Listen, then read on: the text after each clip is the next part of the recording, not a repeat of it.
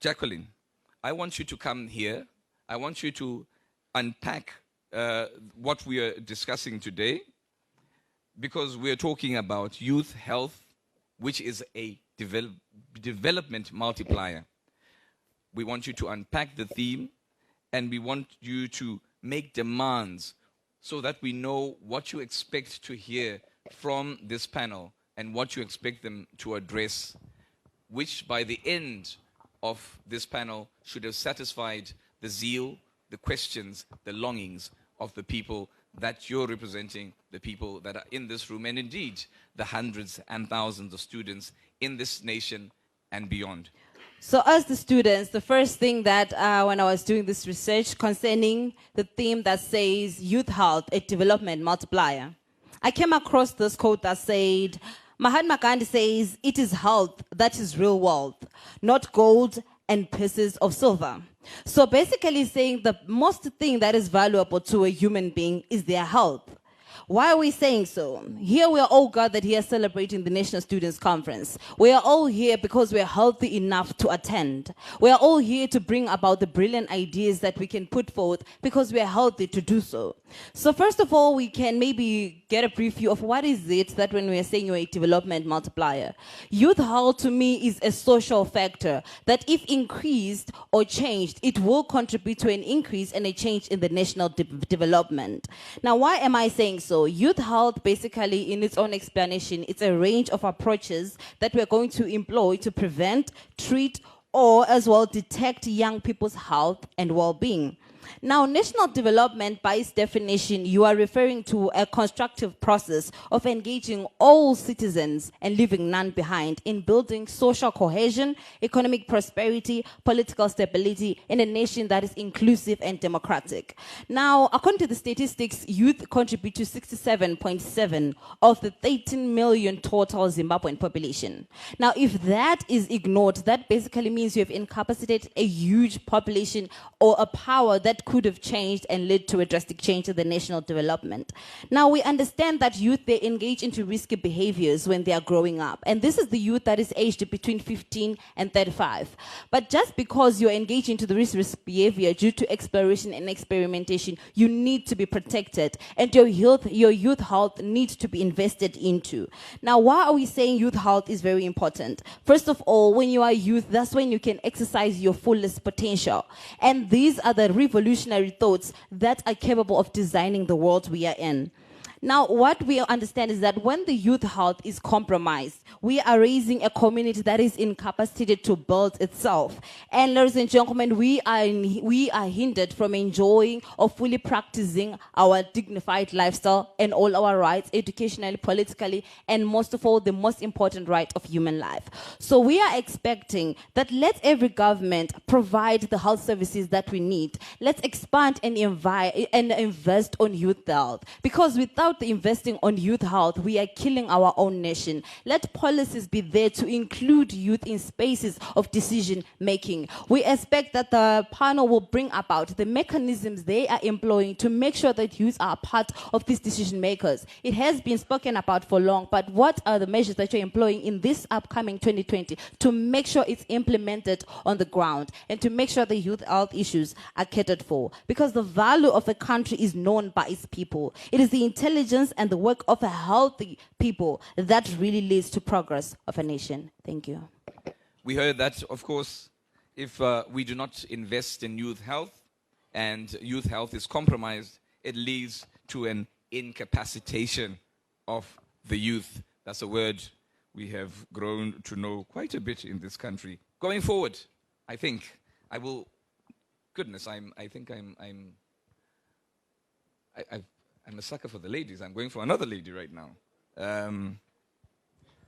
Miss Juliana Ruramai Mbofana, you heard what the students are demanding. You heard what the students want.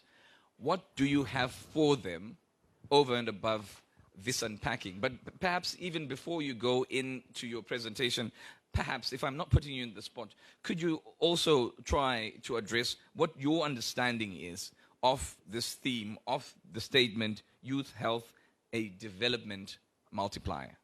I defer to you. Thank you, Robert. Yes, I want to say good afternoon. Is it afternoon? No. Good morning. Good morning to everyone. Yes, I agree with what our young lady here has put across. And my understanding of youth, health, the development multiplier is that without the youth, no development can happen anywhere. I'm here, of course, I'm representing the teachers' colleges, the polytechnics, the agricultural colleges, and the vocational training centers.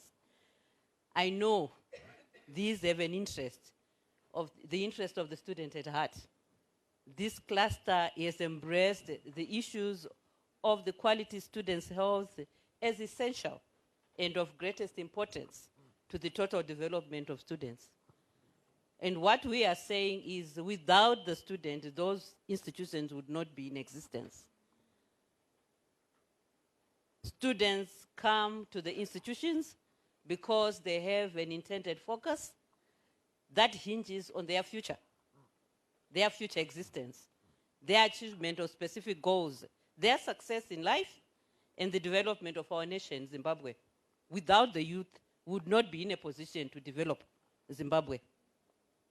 So for this to happen, the students' health, as they proceed with their programs in these institutions, remains paramount. So that's why we are looking at them as the development multiplier. That's how we have to view these youngsters here. And in all that happens in government, in the institutions, let's put ahead the youths, because they are the ones who hold the economy. They are the ones who hold everything to do with our development as Zimbabwe. Now, going on to what I need to unpack to them, perhaps these things are not quite new to them. They are aware, especially in the teachers' colleges, in the polytechnics. They know exactly what is happening there, and that we are putting in every effort to ensure that these students have good health at the end of the day. So this cluster of institutions has, of course, embraced the centrality of students' health as a key pillar to the total development of students. By, what have we done? The provision of healthy, balanced meals. Yes. I am pausing because I know recently, because of the economic situation, we've had issues here and there. But as institutions, we have tried to address that to our best. And we haven't done that alone. We've done it together with the students. So through consultations and discussions with the student representative councils, the students have been empowered to actually decide at the end of the day what are they going to eat on a day-to-day basis, and ensuring that, that diet is balanced. And how they've done it is to come up with the meal plans. I know it is a contentious issue. They've done it to come up with a meal plan which, of course, is commensurate with the fees being paid. So at the end of the day, students have been fed. They've eaten, and they've survived throughout. They've managed to write their examinations, and there they are. They are proceeding with their education, which is a good thing for the country. We know what is happening there. Okay. And as institutions in that cluster, students get the opportunity to discuss their issues with the authorities, the principal and other authorities there, and they put across their views. We have an open door policy, which enables students to air their views freely, and that has been established in most of the institutions. I could hear, maybe it may not be happening in one or two, but what we are saying is there. We do have an open door policy. By establishment of the sexual harassment policy, which still needs to be improved, because lots of ideas are coming from the students, which we need to include in there. Such cases of sexual harassment have been dealt with to the best of our ability. Yes, you let us know where we have to improve and ensure that, you get the best out of it. We have a pool of college counselors who have been identified, qualified or not, but we do have counselors. So free students are also free to approach whoever, the staff member they feel comfortable with in terms of counseling. Most of the issues pertaining to the well-being of the students are dealt with during the health and life skills education lectures, reproductive health education, which every student must do. Workshops are held, and students at the end of the day are exposed to the various requirements of their health, how they can go about addressing certain issues, who they can approach in order to, if we have a problem. So what remains really is for them to be able to embrace some of the ideas that are given. Tendency is for us to hide away.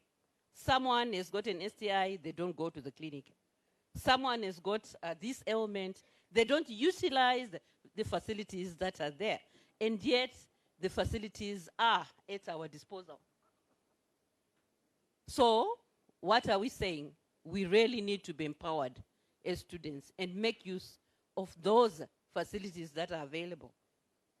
As far as I know, all colleges have got a registered, a clinic registered. Maybe some have not been registered, but most colleges have got registered clinics.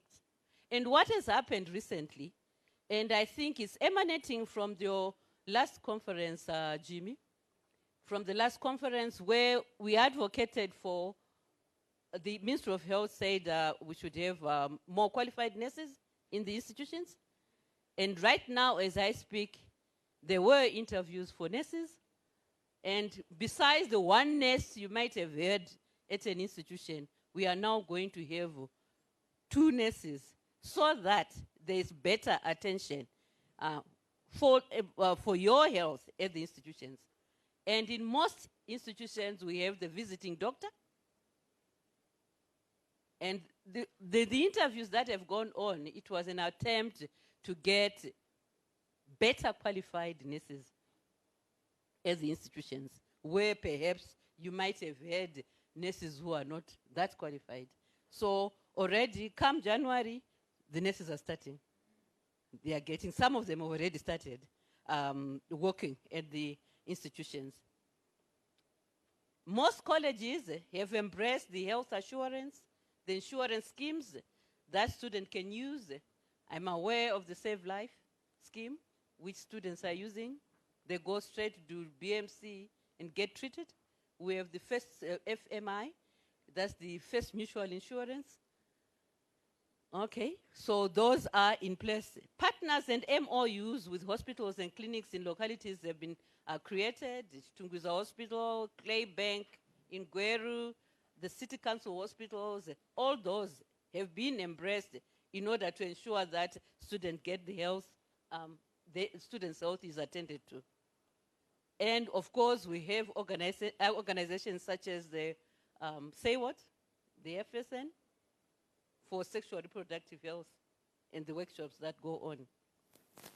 And when it comes to the maintenance of a clean and safe environment in the colleges, it means we have to work together. The colleges, college authorities, together with the students themselves, there's need for us to collaborate, to work together. What you put in is important. You cannot ignore the situation. To start off with, you are the ones who contribute to the some of the dirt. Some of you are the ones using the facilities all the time. So it's the way you use those facilities which determines what happens and how much has to be cleaned at the institute. So let's work together, really, the students and the authorities, in order to ensure that your health is looked after, is maintained with high standards. Clean working, learning, and teaching environment in the institutions will be ensured. Good waste management system will also help eradicate the litter and perhaps the school bylaws regarding all the waste management and strict penalties for those would be required. Now, if we are looking at curriculum, which is provided in the institutions, I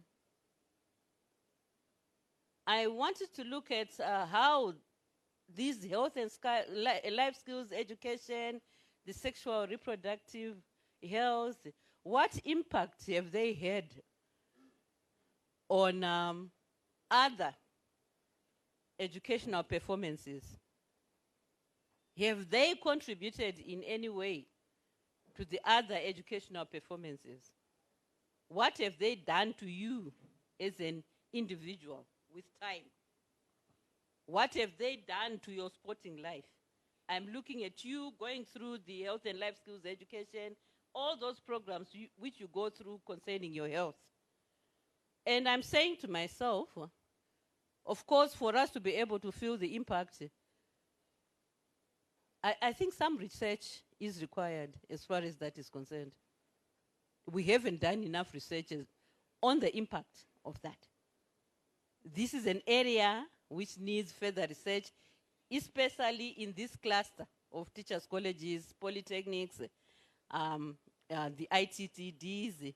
Although claims are abound that there has been significant effect on academic performance and performance in sports on these students who have embraced healthy lifestyles as espoused in the lessons obtained in the health education lectures. But we know it is common knowledge that a healthy mind resides in a healthy body. And I suppose naturally we should be able to conclude that those lessons have had, the health education lessons have had some impact. So exposure to knowledge about health and life skills has high probability of improving performance in other areas. Health education programs can help students develop the knowledge, skills, attitudes, and behaviors needed to adopt healthy behaviors. And of course, research along those lines has been done. I'm citing Thomas Matingwina, 2018. Healthy students tend to perform better academically. That should be common sense, although the research was done and it proved that. The health education, risk behavior, and value for good health variables have a significant influence on the students' achievement in subjects. So the recommendation here is that health education should be mandatory for all students. And I'm sure we all agree to that. Now, what opportunities are there to strengthen the delivery of students' health? I know opportunities are abound. What we need to do as institution, there is need for us to increase engagement with other organizations, with other institutions that deal with health issues, such that there is open external support on health issues. We do need that. At times we are incapacitated along those lines. So if we get assistance from outside, then perhaps would be able to improve your situation, which you have been referring to, which you'd want to improve. We do need that assistance in one way or the other. But besides that, there are things which we can do on our own. And these things require even the input of the students themselves. I cannot tell you to go and exercise. The exercise regime that is not voluntary is the way to go. You should take it upon yourself that, I need to exercise, to have my body, doing this and that so that I remain healthy. It's your responsibility to ensure that you use a condom. Nobody is going to tell you that. How responsible are we as students? Yes. A healthy mind resides in a healthy body, which comes through knowledge and skills that enhance wellness. Ms. Mofana, Yes, I'm your 7 minutes are gone. I'm incapacitated for time. Oh, okay. All right. Just give me just 2 more minutes, One and a half. perhaps, so that I wind up. 1.5. Okay. Yes. I'm going to incapacitate you for a short while. All right. Support for those on the ART, especially with the prevailing challenges, is still needed. I'm also saying that support coming from the other students within the colleges is something we should do on a daily basis. You are aware that the other student next to you is not okay. What are you doing about it? Are you just laughing about it? And then you leave it like that. We have to take responsibility. My point is we need, besides us doing what we've been doing, it sounds obvious and it sounds as if there's nothing the colleges are doing. I'm not being defensive, but we are saying that we are trying our best to ensure that we improve on everything that we are doing in order to ensure that. And what I want to say, lastly, is that prevention before cure is what we need. It is also important that colleges recognize certain factors that might lead someone towards a worrying mental state or aggravate existing issues, ensuring that they intervene before this can develop further. So it is the responsibility of the institutions, the authorities in the institutions, to intervene before it gets worse. Just quickly from what I picked up from what you said, I'm not going to ask questions with regards to this. I'm going to ask you maybe a question or two, but I'm just going to tell you that you need to prepare yourself for especially the healthy balanced meals. We got quite a bit of a reaction there. You were saying you've got healthy balanced diets. You've got diets that are balanced. So they're going to come for you there. The sexual harassment policy, you did say to the best of our ability with regards to meals, you said you're feeding them to the best of your ability. Is your ability good enough? That's another thing that you will have to address. I'm sure it's coming for you. I'm just being nice here, telling you to watch out for what's coming for you. But basically what I'm probably just going to ask is, this is something that was asked from Gota. You did talk about the health and life skills that they currently that are currently enshrined in the current curriculum, but people are asking, do we not need perhaps an actual whole module on sexual reproductive health and rights as a strong standalone module? Because perhaps the current health and life skills are not really addressing everything that the students are interested in or would want to see being addressed. And this is, in short, like a minute or 30 seconds, if you will. Thank you, Robert. It's a very good suggestion. It's a very good suggestion considering our pegged timetable. Yes. I don't think there's no harm in relooking and including whatever the students may want to be included in that. Okay, we'll work around and see how best we can do it. So that's not an issue, really. Yes, it's something just that needs to be brought forward, and then we look into it and craft something which will suit the needs. In fact, we do review the syllabi. Sorry? We do review the syllabi every now and again. So that will be part of the review to bring in what is current. Thank you very much. And yesterday, when we did talk about that, there was also a time issue that was talked about and how packed things are. And my suggestion was basically just replace anything with mathematics, any module with mathematics, and then put the SRHR, and I think I would be happy myself. The next speaker is Mr. Amir Fuad. He's the Deputy Regional Director and Head of Domain for HIV and SRHR, as I said, with the Embassy of Switzerland. And again, I'm going to ask you first to try and unpack your understanding of what we're talking about, of youth health as a development multiplier, before, of course, you give us your perspective from your realm, from your domain, with regards the issue at hand today. I defer to you. Thank you, Robert, and thank you to Say What for the invitation to be here. It's very inspiring to see a room full of so many young people dedicated to full realization of sexual health and SRHR.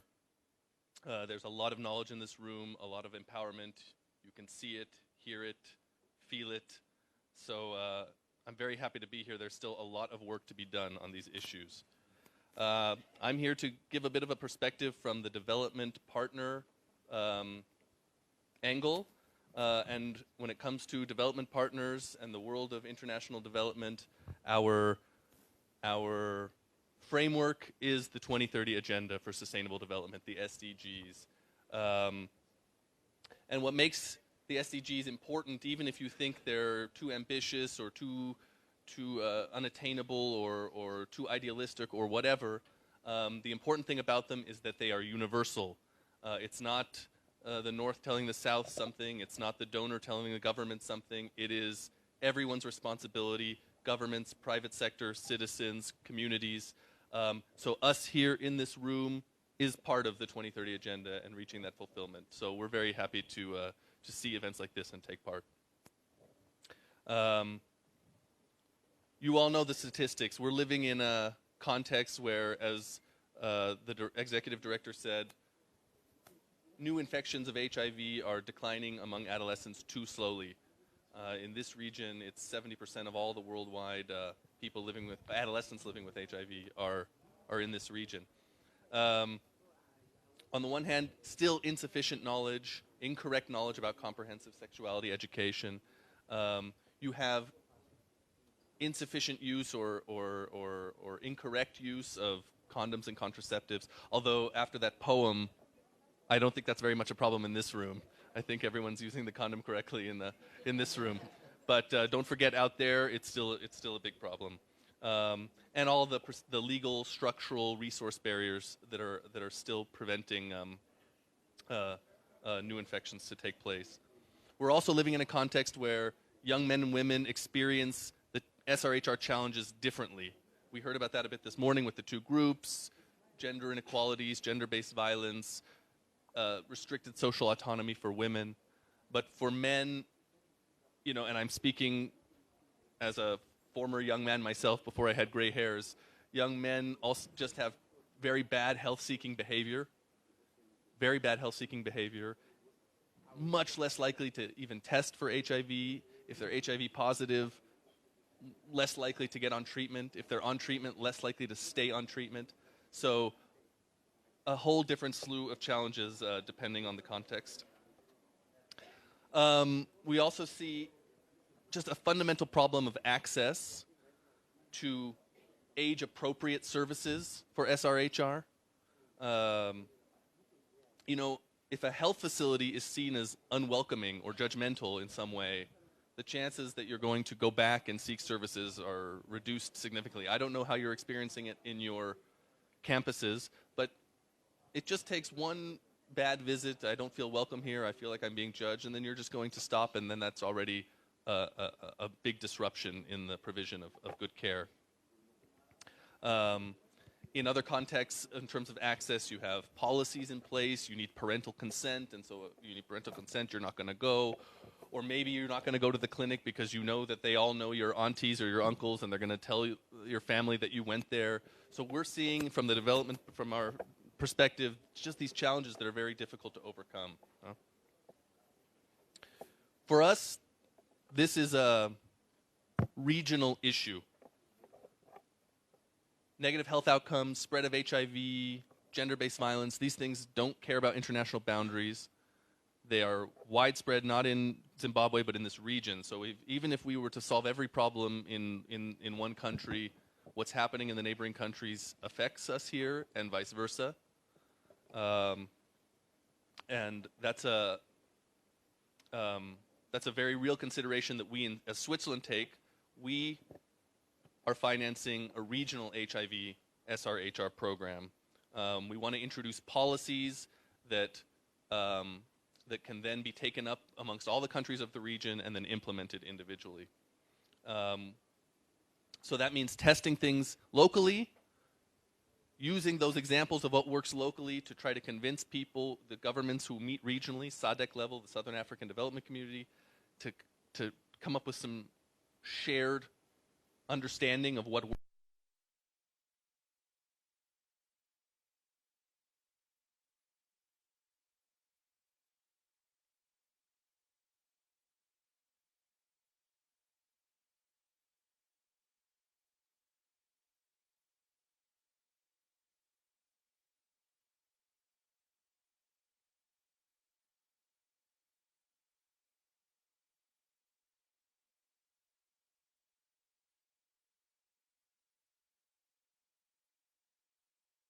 Friendly. I spoke about it before, but if you have a single nurse in a clinic who is educated on issues of young people and sensitized to that, is it enough? Because before the patient or the person even gets to that nurse, they may have to go through a security guard or a receptionist or somebody who is judgmental. So actually, it needs to be the whole system that is youth-friendly and young person-friendly. Oftentimes, a single nurse isn't enough. We are trying to, at local level, influence social norms change. So you can work with village chiefs, with communities who have rites of passage ceremonies, and try to make sure that factual information about SRHR is getting across. And if we have examples of where that's worked in one country, we can then show those examples to leaders from another country. And then, of course, social media outreach to get across some of those barriers of parental consent and judgmental service providers. If you can provide information over social media platforms, that's very helpful. You may be skeptical about the ability of regional initiatives, but at the SADC level, there has been some interesting progress. You have the governments of the Southern Africa who have come up with a model law on, for example, eliminating child marriage. And now you also have the governments of Southern Africa coming up with a common sexual and reproductive health and rights strategy, which is actually quite progressive. So now it's just a matter of getting those states to take those things that have been agreed at regional level and implementing them at home. And there is some movement, on child marriage. In Malawi, we've seen some debate on possibly removing the chieftainship of a local chief who allows child marriages to happen. Here in Zimbabwe, you have the possibility of a mandatory minimum sentence for perpetrators of child marriage being discussed actively. You have the issue of consent. If a 17-year-old and a 15-year-old have sex and they're in love, it's not very productive to a society to send that 17-year-old boy to jail for 10 years and treat it as if it's a 35-year-old who was slept with a 15-year-old. So we've been talking about that at regional level, and a few countries, Botswana, South Africa, have actually instituted laws to prevent something like that. So these are the approaches that we as Switzerland are trying to take at a regional level. And I'll finish off by saying that in the future, there's two sort of things that are priorities for us. One is to make sure that these issues stay on the radar of people in power. I mean, right now, when it comes to health, there's this topic of universal health coverage and how a country provides health services to all its citizens. But SRHR specifically tends to get lost in that discussion. So we want to be the ones who are always knocking on the door, say, don't forget about SRHR, don't forget about HIV prevention. And lastly, social accountability in health programs. It's important that in communities, wherever decisions are made on health matters, that people living with HIV are involved in the decision making, that women, that young people are involved in decision making, or if they're not involved, at least have a way to hold the decision makers to account. So we're very interested in exploring opportunities to do that. Thank you, Amir. A warm round of applause for his contribution. I will not ask a question because we're very frugal on time right now.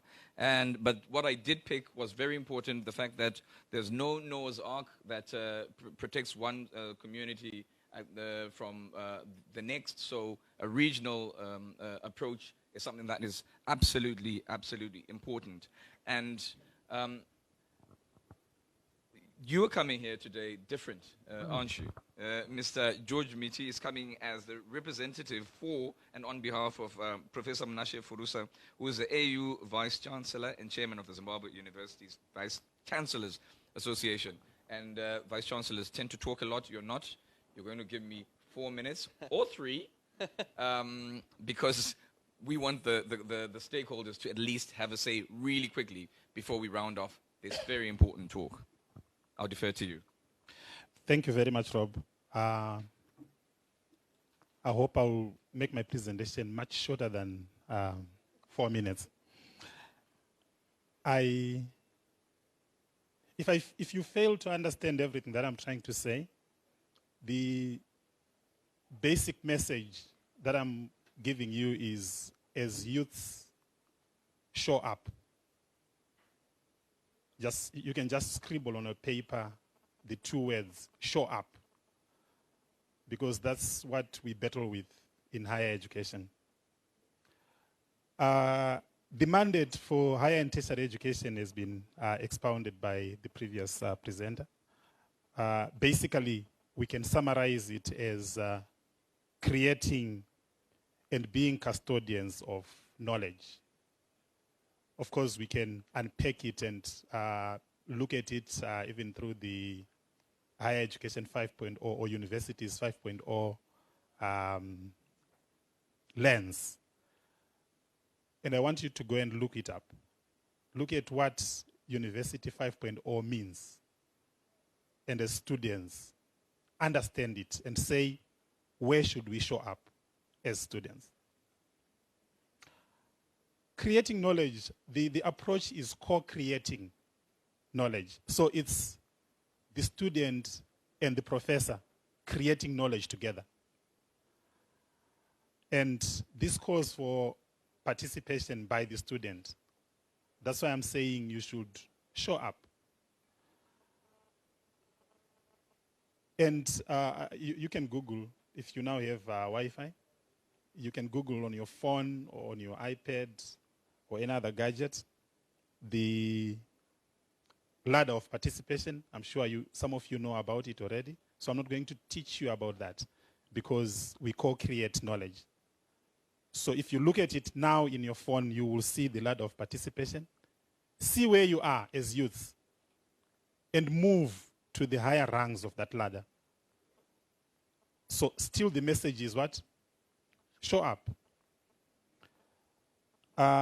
In answer to your question that you chose not to ask me, but you asked the rest of the panelists, I will want to persuade you to assist me develop a model of what higher education tries to do to get students to the level of development that they wish, and society to the level of development that it wishes or aspires.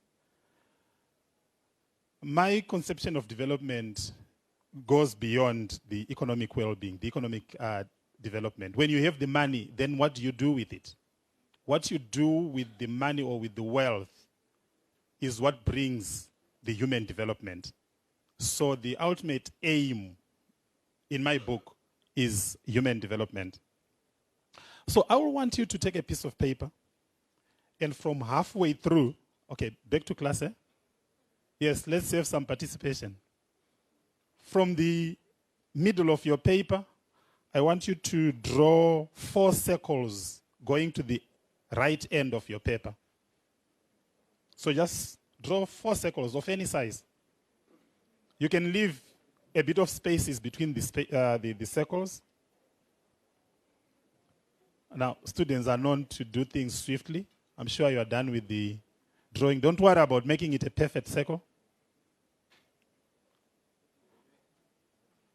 Right. In the circle at the extreme right, you can write human development. Don't worry if the words don't fit in the circle. You know they are in there. Human development. In the second circle from your right, you can write the words economic well-being, economic well-being, or economic wealth, whichever you want. In the third circle from your right, you write the words student success.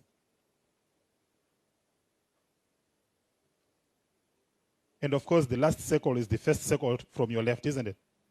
Yes. You write health or student health.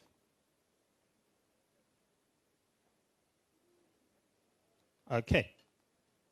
So basically what we're saying is student health leads to student success. And this is, so you can put an arrow there.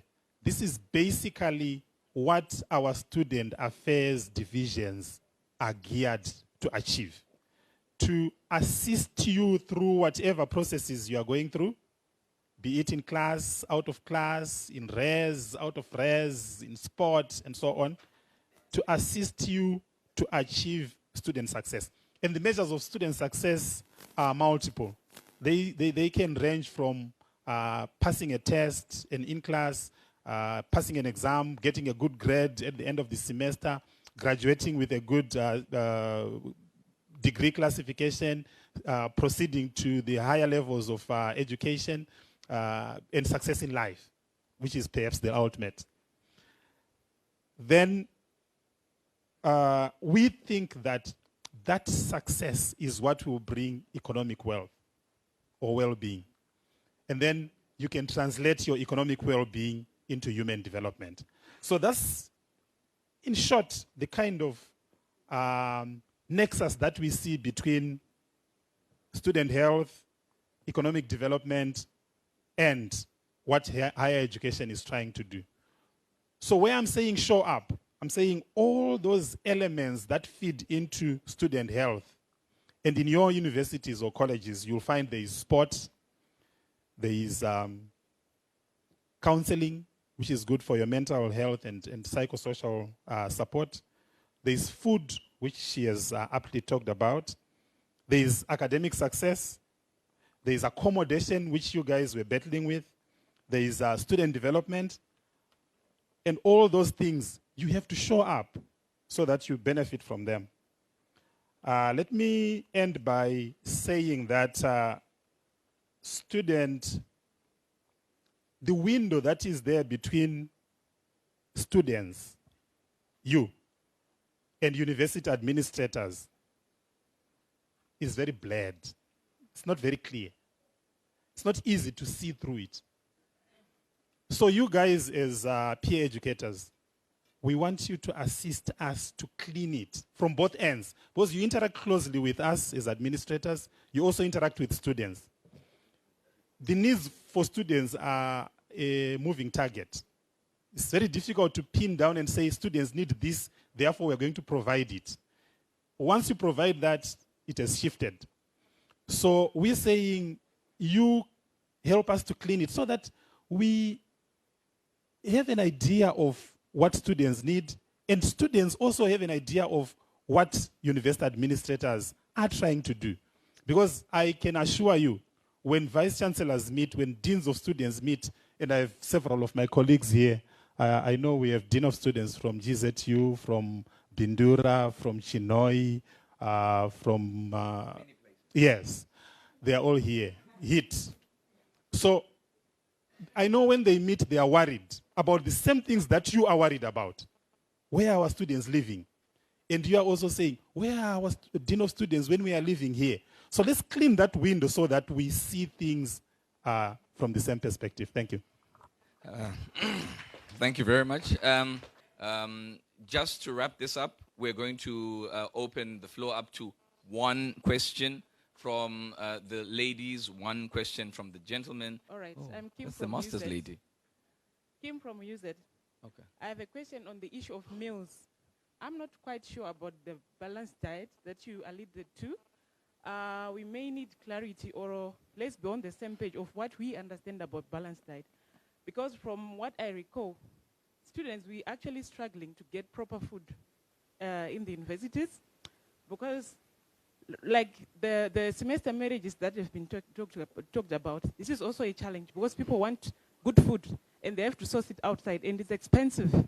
So it's causing a lot of problems. We see people queuing outside the gates to get good food. So I'm not quite sure about the food issue. There is a lot of, it's a gray area for us. I don't think we are getting good food. There is no good food in the college. Okay. Thank you. My name is Gifty Spanda from MSU. There's one thing I would like to ask. Maybe I'll also be speaking to the question that was posed by the executive director for SEWAT. We have been pumping, and what the panel has also alluded to, I think there's a connection. So much money and financial resources have been invested into trying to change or to counter sexual harassment challenges and problems. But the change is not that noticeable. The reason why I think this is happening is, do you ever wonder whenever we plan awareness campaigns? Maybe it's an alcohol and substance abuse campaign, and you're the one who's planning it as the president, maybe for peer educators network. Who is your target audience? You realize most of the time the people who attend most of these campaigns are your friends. They come because they want to support you. But the real people that are affected don't come.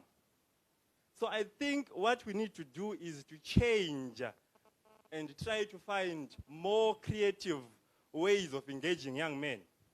Because you realize that we are gathered here, maybe someone is representing peer educators, someone is representing that organization or institution. But the real people that are mostly affected by these things are the people that never attend these things. We plan debates. They're not interested in debates. They're not interested in quiz.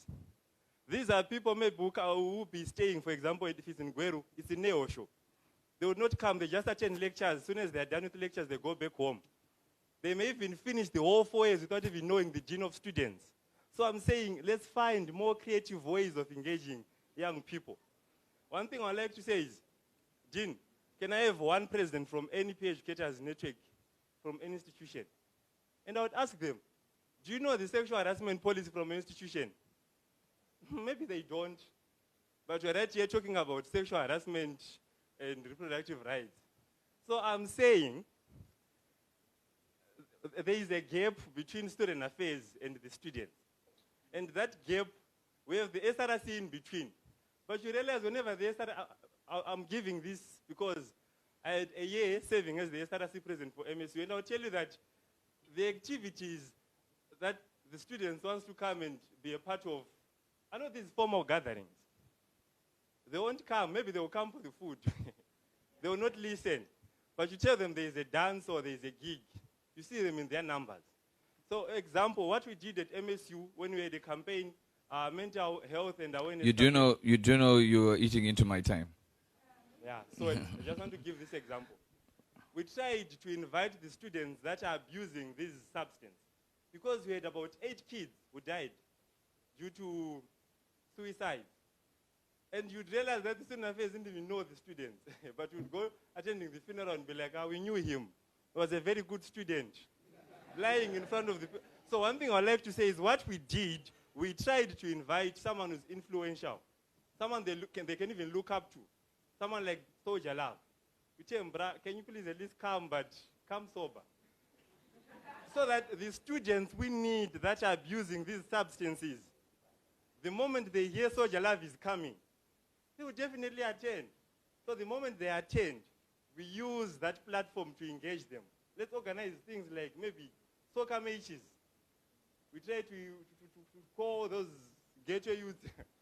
And then out of those platforms, we try to engage them. So I'm saying let's move away from the formal gatherings. Okay, thank you. Thank you to the room. A lot of questions, but because of our time. And that's to you. I mean, you were talking about that yesterday, and you were asking that question. And you were also, I think that also speaks to what you said, show up. come to us. Let's talk about ways of changing and, for want of a better word, sexing up our campaigns and programs to ensure that people are actually interested in them and that they actually have an impact. Do we have a question from my right? I'll take that as a comment and also as a contribution to what you also wanted to get. If there's no question from, oh, there is. I'll take a question from the lady. Okay, you know what? I'll take a question from anyone.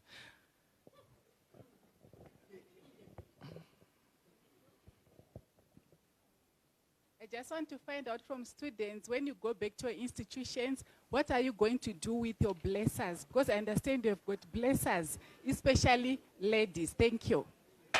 Okay, very important question. She wants to know the fate of the blessers after this conference. What is there? And I'm pretty sure even the blessers want to know their state as well. Okay, so that's very interesting. It's coming back to you. But pretty quickly, I think the question that we first got on meals, I think it was also a test, because what is your understanding of a balanced diet seems to be a test.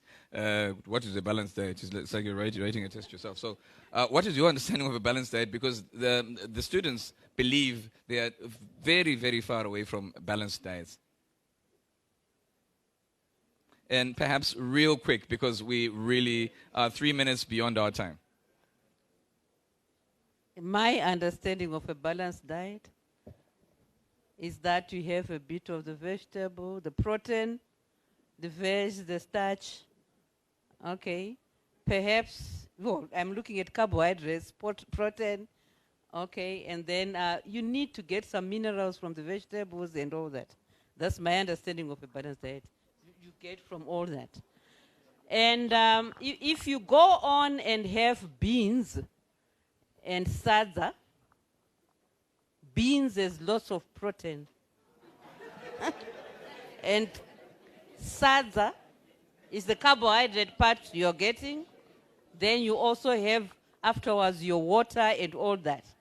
Then, and a lot determines what we are going to get at the end. I understand where you're coming from. But when you go out to look for food from those vendors and leaving the food in the dining hall, I know you are saying something. You are actually saying something about what is being cooked in the DH. But what we need to do then, as has been alluded to by Mr. Miti, Dr. Miti, yes, Mr. Miti, show up. We need to work together. We need to work collaboratively. Thank you. And see how best, what meals we can come up with, how we can go about it, making use of the resources available. Because what determines in most cases are the resources which are available. Without the money to buy the meat which you would want at every meal, what do? We have to serve you with what we have, what is affordable at that time. Thank you, Ms. Bafana. And as you hand over to Mr. Miti, I would like one of the students, perhaps the ladies, to answer the very contentious question that we all want to know. What happens to the blessers? What is the... Oh, yeah. What happens to your blesser? Give her a mic. No, she's the one with the blesser, yes. Okay, okay. Before she answers that, let me add on to the food thing. The way I see it is the way we resolve the food issues at home should be the same way we resolve food issues at our institutions, because we are operating in exactly the same macroeconomic environment. Thank you. Spoken like a father. Can I have your name and your contribution? No, you do not have a bliss. That's a disclaimer. Just fine. Thank you. I'm Miriam Tembo from Morgan College. Thank you for this platform. We've benefited a lot. But on our blessers, our issue comes back to when you come to colleges and universities, we have our issues. Our coming to learn is not because we are comfortable, but we are struggling. But we want to come out of we want to change our situation. We want to come out of poverty, because maybe no one has gone to school in my tribe. They don't understand that I need to do my projects. I need money. And at the end of the day, who comes to help you? Hey, and the way he's helping me, he's even pulling me from the school. But now, that's not the point. What I want to run to is our lecturers, our admin, as our mother was saying, that we need health and life to fit with our situations. We're just having health and life in our lectures, but with my lecturers and my admin, we cannot talk. I have an incident where one of our students, she was coming to school. She went for TP. She was about to finish. We are in our last term. She went back to her school. She was being abused by the husband. Friday, she was at school. Saturday, she committed suicide. She had no one to talk to. She died. She was supposed to be graduating with us, but we no longer have one because she was being abused by the husband. She was being beaten. The husband was having boyfriends. But when she comes to school, she had no one. Girlfriends. It's fine. It's Human Rights Day. Sorry, it's fine. Sorry. She had no one. If we create this window that is blurred, if we clean it, and I get to school, I'm free to talk to my dean. Ma'am, things are not good. I'm hurting inside. I mustn't be beaten for 5 years and struggle for 3 years in my college. And I have no one to share with.